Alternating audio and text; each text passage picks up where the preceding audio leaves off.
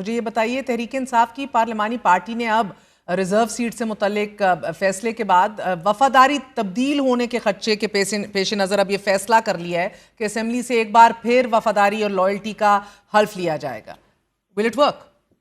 دیکھیں اس وقت یہ جو 5 انتہائی سینئر اور انتہائی کمیٹڈ اور اتنی یعنی 1 سال سے زیادہ بلکہ 2 سال ہو گئے ہیں، بعض کو 1.5 سال ہو گیا ہے، جیل میں بیٹھے لوگوں نے جو بات پریس ریلیز میں کہی ہے نا، ان کی پارٹی کے 95% لوگ اس بات پہ اوپر ہیں اور وہ یہ بات اپنی نجی محفلوں میں کرتے ہیں کہ خان صاحب جس راستے پہ اور جس پالیسی کو لے کے آگے بڑھ رہے ہیں یہ پارٹی کے لیے بھی غلط ہے، ملک کے لیے بھی غلط ہے.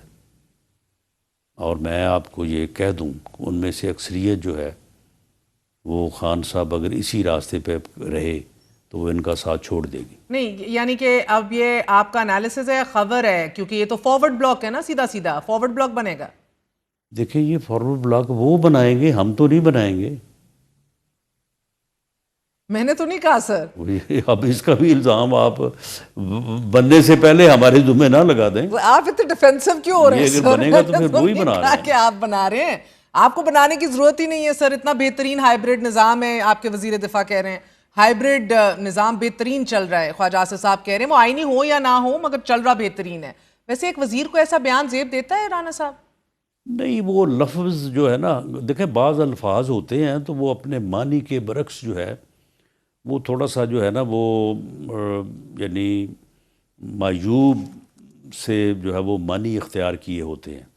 یہ ہائبرڈ کا جو لفظ ہے نا یہ تھوڑا سا ٹھیک نہیں ہے، یا اس کی اب انڈرسٹینڈنگ جو ہے وہ ٹھیک نہیں ہے. سمجھا دیجئے سر. ان کا میری نظر میں ان کی بات سے مراد یہ تھی کہ اس وقت عسکری اور پولیٹیکل لیڈرشپ جو ہے وہ ملک کو اکانومی کے بحران سے نکالنے اور ملک کے دفاع میں جو ہے وہ جس طرح سے کمیٹڈ ہے اور جس طرح سے سیلف لیسلی جو ہے وہ اپنی ذمہ داریوں کو پورا کرنے کے لیے سٹرگل کر رہی ہے، یہ بہت ہی اچھا طریقہ ہے اور یہ ایسے ہی ہونا چاہیے، ایسے ہی اسے جاری رہنا چاہیے. اور میں سمجھتا ہوں کہ یہ ایک بڑا ہی مقدس اور بڑا ہی اس ملک کے بہترین مفاد میں جو ہے وہ یہ سارا ہو رہا ہے.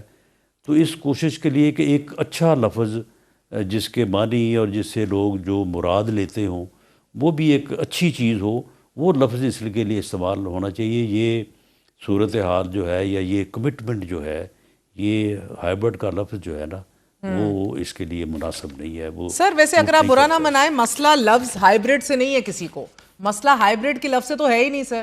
سوال تو میں کر رہی تھی کہ ایک ملک کا وزیر دفاع خود کیسے کہہ سکتا ہے کہ ویسے آئینی تو نہیں ہے بٹ چل رہا بہترین ہے. مسئلہ تو اس غیر آئینی کے اعتراف سے ہے نا.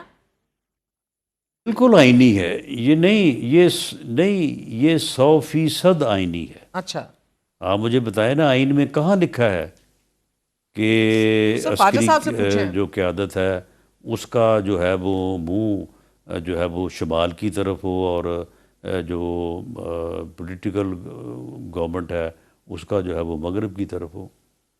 کہیں نہیں لکھا. تو یہ کیسے غیر آئینی ہو سکتا ہے؟ یہ عین آئین کا تقاضا ہی یہ ہے.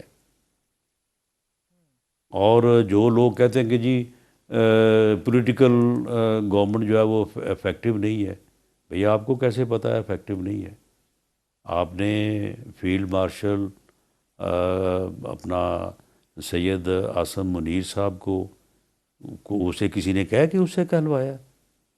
اس نے کہا نہیں ہے کہ جب ہمارے اوپر حملہ ہوا اور میزائل جو ہے وہ ہمارے راول پنڈی یعنی کینٹ ایریا میں، اب نور خان ایئر بیس کا اور کینٹ کا کتنا فرق ہے، وہاں پہ آ کے گرے تو میں نے وزیر اعظم سے اجازت چاہی کہ جی ہمیں اجازت دیں ہم اس کا جواب دیں.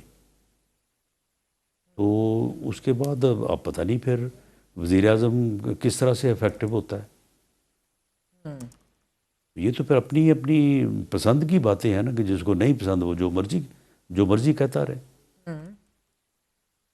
میں کیبنٹ کا حصہ ہوں، میں نے کبھی نہیں دیکھا کہ عسکری قیادت جو ہے وہ اپنی مرضی جو ہے وہ تھوپ رہی ہو، بلکہ ہمیشہ انہوں نے اپنی جن معاملات میں بھی ان کی رائے جو ہے وہ ریلیونٹ ہوتی ہے، ہمیشہ میں نے دیکھا ہے وہ اپنی رائے دیتے ہیں.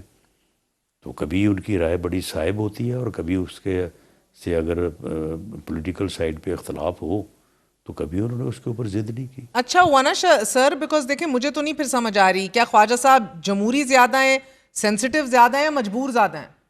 نہیں، وہ ہائبرڈ کا لفظ جو ہے نا، وہ یہ میں سمجھتا ہوں کہ یہ اس وقت جو پولیٹیکل اور عسکری قیادت جو مل کے ملک کا جس طرح سے انہوں نے دفاع کیا ہے، جس طرح سے انہوں نے جو ہے وہ اکانومی کو ریوائیو کیا ہے، وہ یہ لفظ ڈیزرو نہیں کرتے. وہ تو سر یہ پھر آپس میں بھی آپ لوگ ڈسکس کر لیں، کیونکہ پھر آپ وہ کہتے ہیں ہائبرڈ پلس ہے، غیر آئینی ہے بٹ بہترین ہے، نارمل کہیں گے اس سیٹ اپ کو آپ؟ اٹس نارمل نہیں، اٹس نارمل. ہمیں عادت پڑی ہوئی ہے کہ اب نارمل چیزوں کو اب نارمل طریقے سے دیکھنے.